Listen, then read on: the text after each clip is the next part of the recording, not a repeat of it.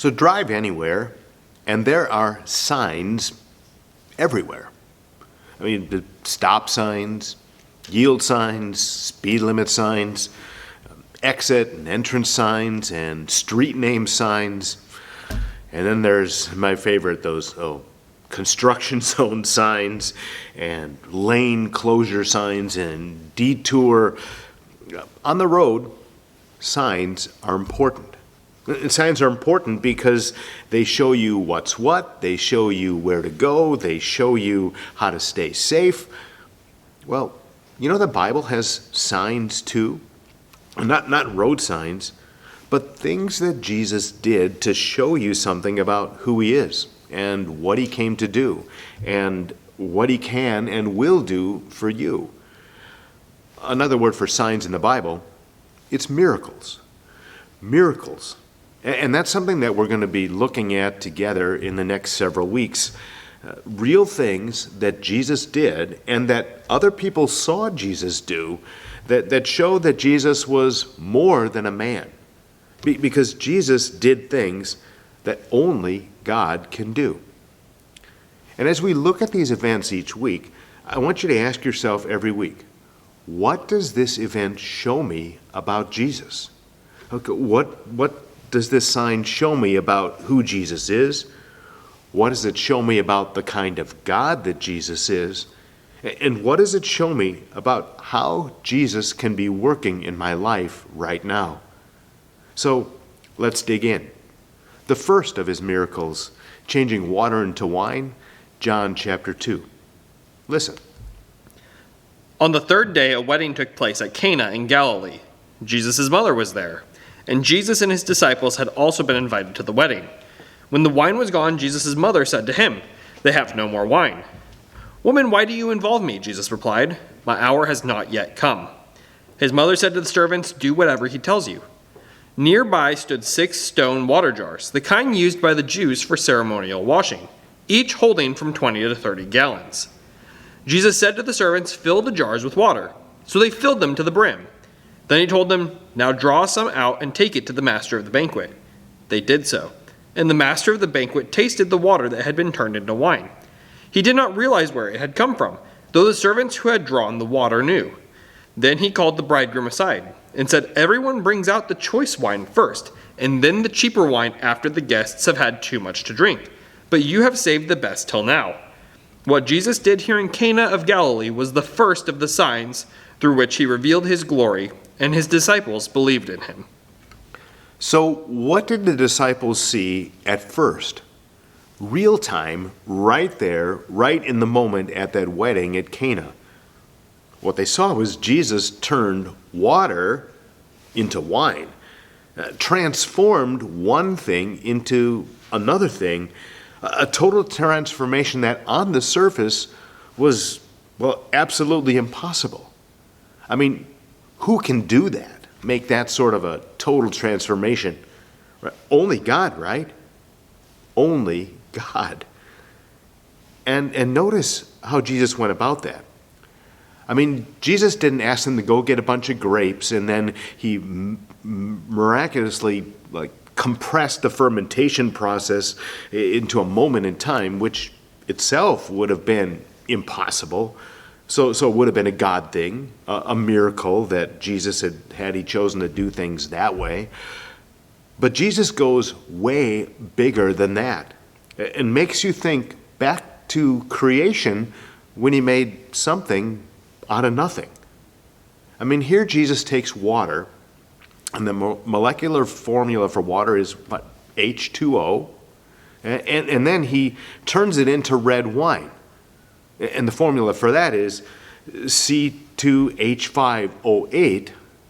And then he kind of short circuits 100-some chemical reactions that the fermentation process takes to change into wine, and he does that in an instant. And not only that, again, if you look at that molecular formula and for water and the molecular formula for red wine, and you compare those without adding anything. See, in the normal fermentation process, you add some different elements in. There's simply not enough elements here for the equation to work.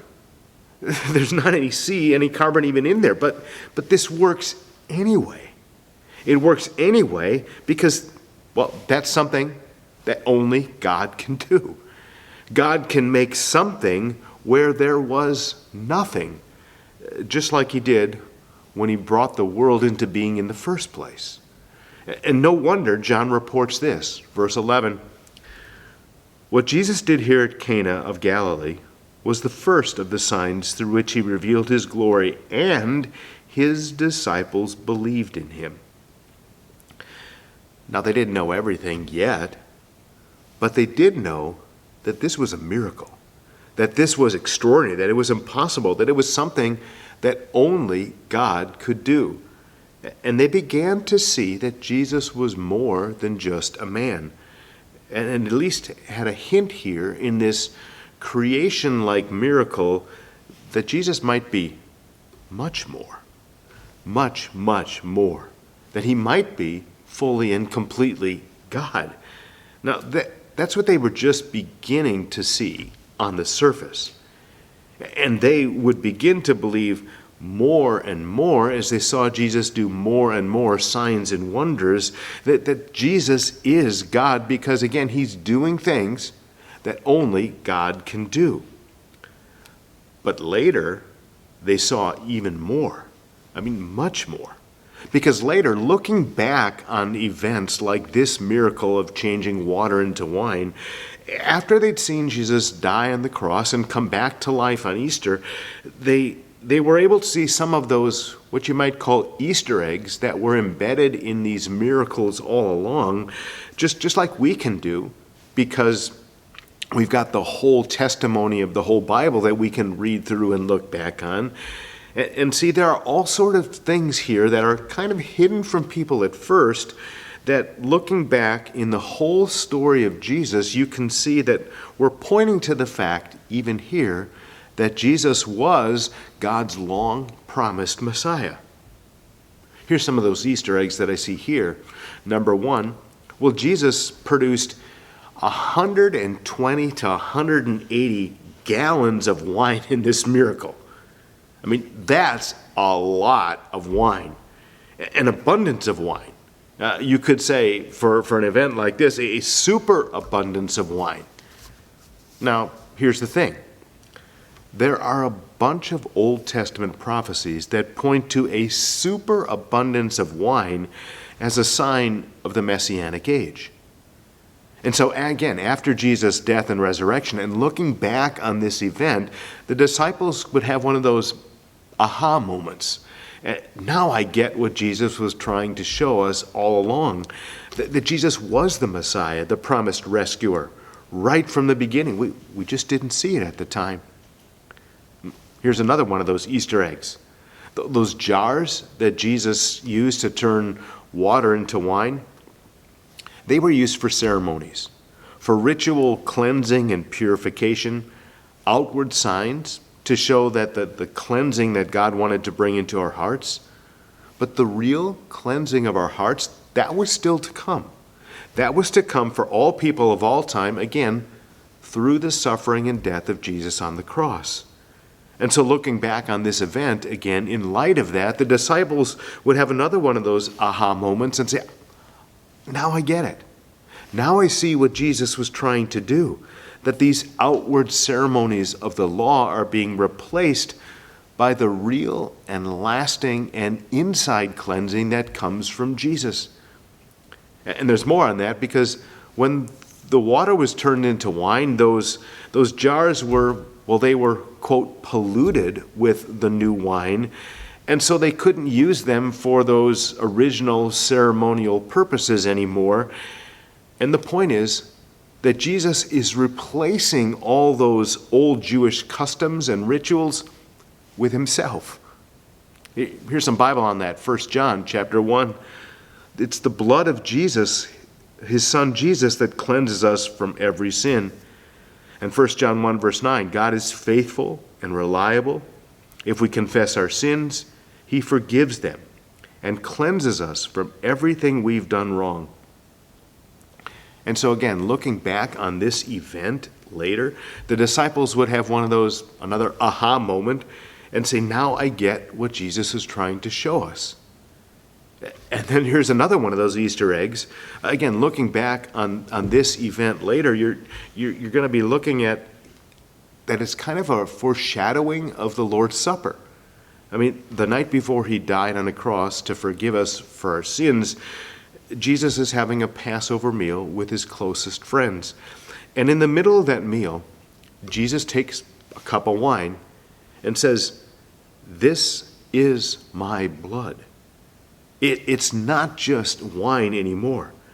The same God who turned water into wine now takes a cup of wine and says, "This is my blood, which is poured out for many for the forgiveness of sins." The one who turned an ordinary water into wine takes an ordinary cup of wine and he turns it into a bottomless glass of grace. And then here's another Easter egg that I kind of see here. If you look back and combine these two things, the total transformation, the water into wine, with the superabundance, the 120 to 180 gallons, the disciples, again, would have one of those aha moments, a now I get what Jesus was trying to show us. And the aha moment is, there is an abundance of grace overflowing into our lives through Jesus. An abundance of grace that Jesus doesn't hold back. There is more than enough grace to spare, more than enough grace for everything that we need. And Jesus wants that grace to be sufficient for all our needs. And it is. And then whenever Jesus comes into a person's life, there is a new quality, a new beginning, a total and perhaps unexpected transformation, just like changing water into wine. And before we move on in this conversation, I want you to take a few moments to stop and think about that. Where do you need that sort of transformation in your life right now? I mean, where do you need to see water turn into wine in your life at this moment? Go ahead and hit pause and think about that before moving on in this conversation.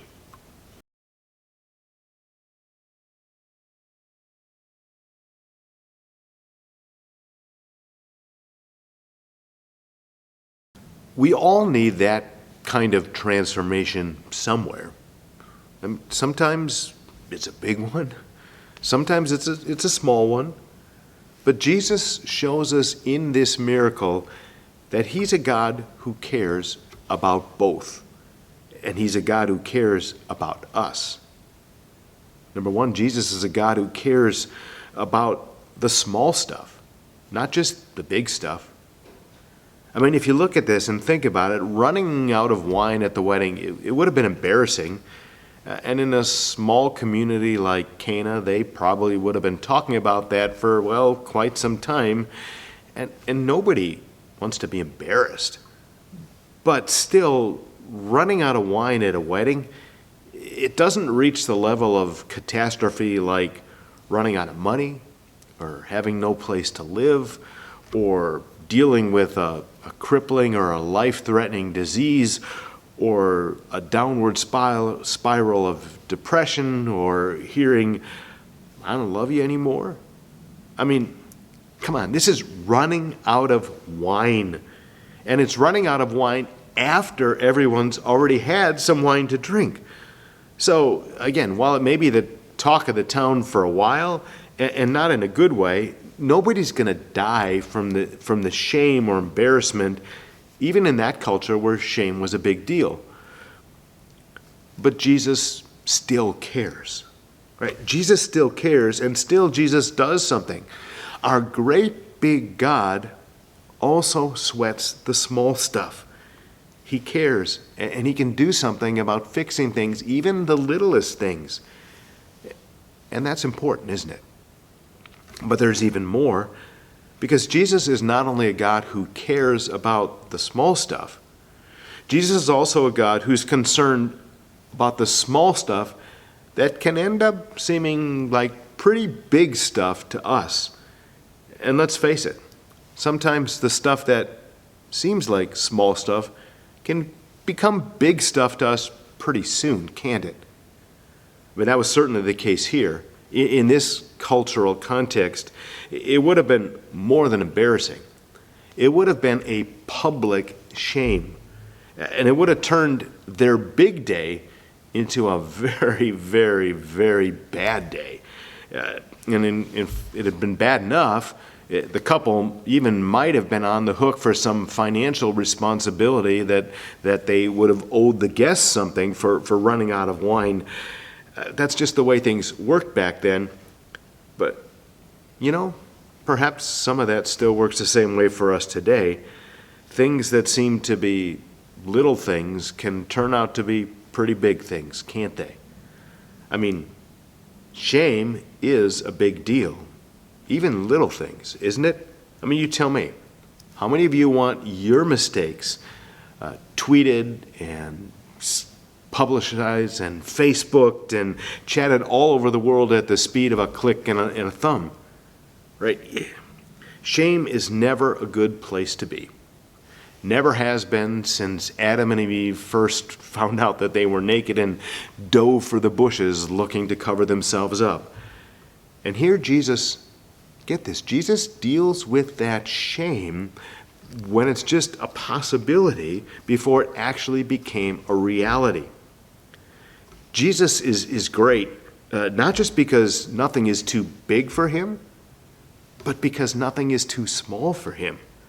And Jesus cares about the details, the nuances, the minutiae in our lives. If it's a big deal to you, it's a big deal to him. Another thing we see here is a God who gives unexpected blessings to us. I mean, any old wine would have done to save face with the guests here, and in fact, that's probably what everyone would have been expecting. Normal practice back then was to start with the good stuff and then to slowly move to the cheap stuff through the night. I mean, the guests expected the open bar to stay open, but they didn't really expect that the best stuff would be there for the duration of the celebration. But Jesus here turns convention on his heels, and what Jesus does is bring out not just any wine. He doesn't even make just good wine. He makes great wine. In fact, I'm thinking this is probably the best wine that they have ever had and ever will taste in their whole entire lives. And Jesus did something else here too, besides that unexpected blessing for this young married couple. See, he gave them a little unexpected financial bonus, I think. Remember that he made 120 to 180 gallons of wine? That's gallons, not bottles. And they'd already had a lot to drink through the night, and so they're probably, the guests are not going to be drinking all that wine, and, well, the young couple gets to keep what's left over. And so that's going to be an unexpected financial bonus to them as well. And remember, since it's the best wine, if they either sell it or trade it for something else, it's going to fetch a really good price. So Jesus is a God who cares about the small stuff, not just the big stuff. And he cares about the small stuff that can turn into really big stuff for us. And he's a God who gives unexpected blessings. So think about, what does that mean for us today? I think, number one, it means that you can know whatever you're dealing with, whether it's big or small or something in between, but relatively big to you, you can know this. You can know that Jesus knows what's going on, and that Jesus cares about what's going on, and that Jesus cares about you, and that being God, he's able to help. He's able to help, and he's able to do even more than you can ask or imagine and bring unexpected blessings into your life. You can also know, number two, that nothing is beyond Jesus' ability here. I mean, if Jesus can make a transformation like this and change simple water into wine. I mean, what can he do with your life?